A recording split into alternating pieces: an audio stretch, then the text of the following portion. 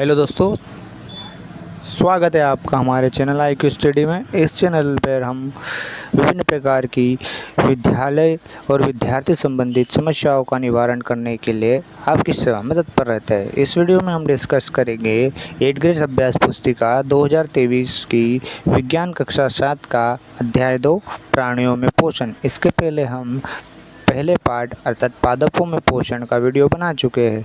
चलिए इस वीडियो को शुरू करते हैं। तो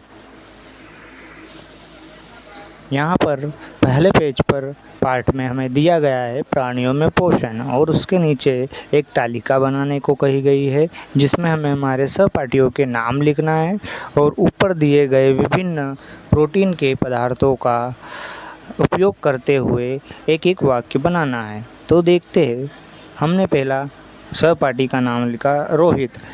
तो रोहित ने प्रोटीन के लिए भोजन में चना खाया। यहाँ पर हमने चने शब्द का इस्तेमाल किया। जहाँ पर दाल लिखा था तो चने की दाल भी आप कर सकते हैं। नेक्स्ट है विवेक ने प्रोटीन के लिए भोजन में दूध खाया। आप यहाँ पर पिए का भी इस्तेमाल कर सकते हैं। अगला है रमेश। रमेश ने प्रोटीन के लिए भोजन में मछली खाई। ये सभी प्रोटीन के उत्पाद हैं जिनका हमने प्रयोग करके एक वाक्य हमारे सहपाठी के नाम से बनाया। चलिए अगले पेज पर चलते हैं। अगला क्या है?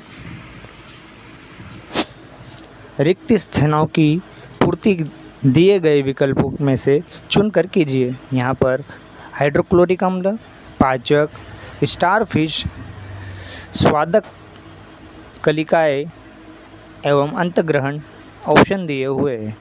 पहला प्रश्न है जटिल खाद्य पदार्थों का सरल खाद्य पदार्थों में विघटन पाचन कहलाता है। दूसरा है स्टारफिश कैल्शियम कार्बोनेट के कठोर कवच जंतु का आहार करती है। तीसरे वाले में आहार को मुख गुहा द्वारा अंदर लेने वाली क्रिया को अंतग्रहण कहते हैं।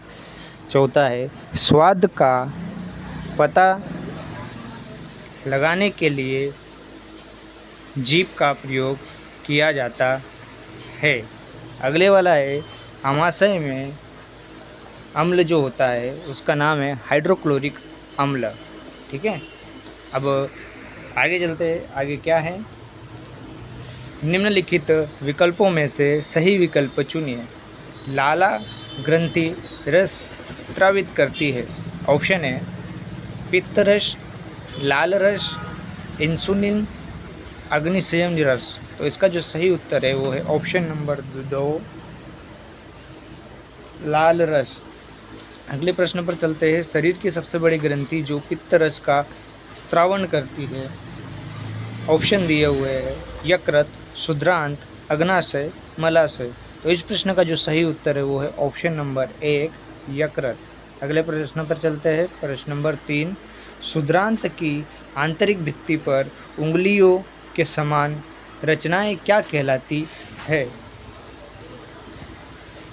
ऑप्शन है दीर्घरोम, अग्नाशय, लाला ग्रंथि, अमाशय।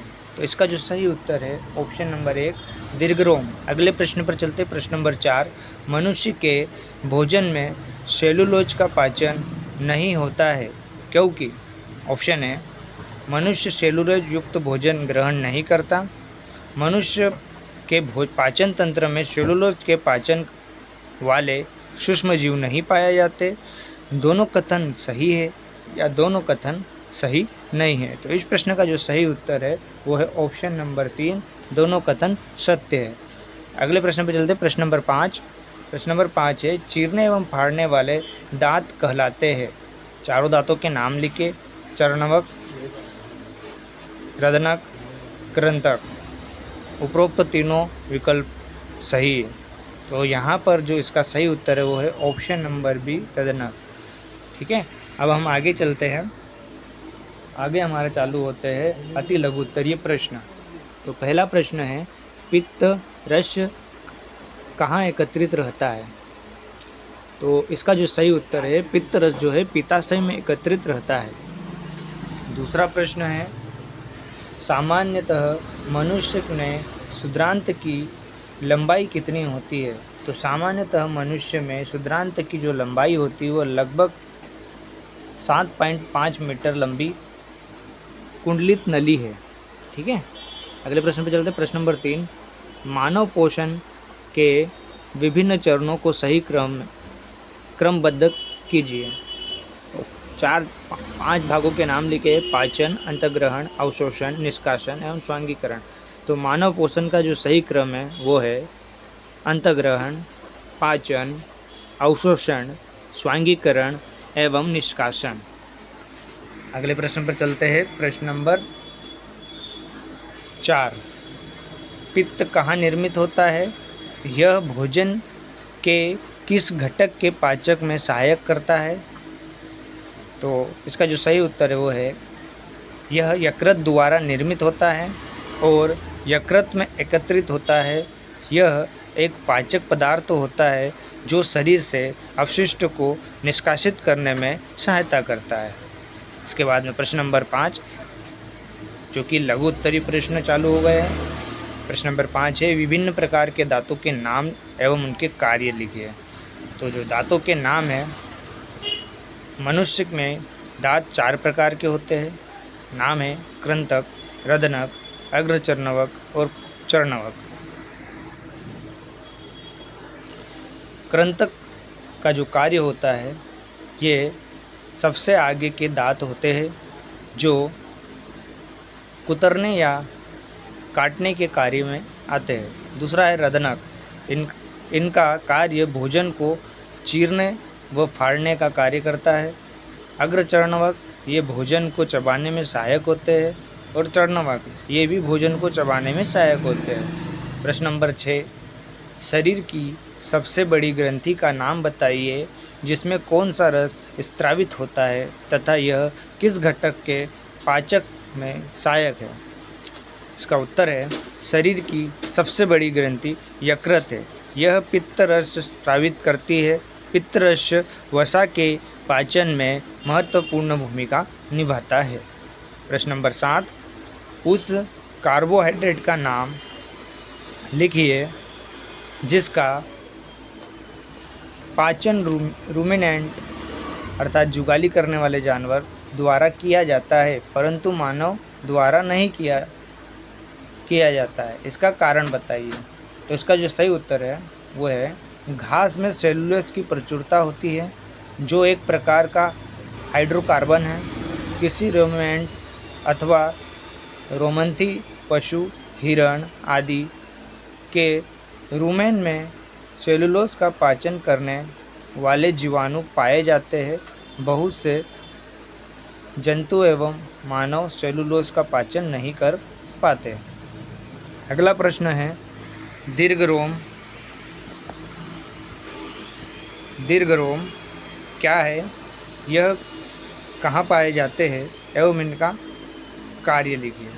तो इसका जो उत्तर है वो है दीर्घरोम क्षुद्रांत की आंतरिक भित्ति पर उंगली के समान उभरी हुई संरचना होती है जिन्हें दीर्घरोम कहते हैं। दीर्घरोम पचे हुए भोजन का अवशोषण हेतु तल क्षेत्र बढ़ा देते हैं।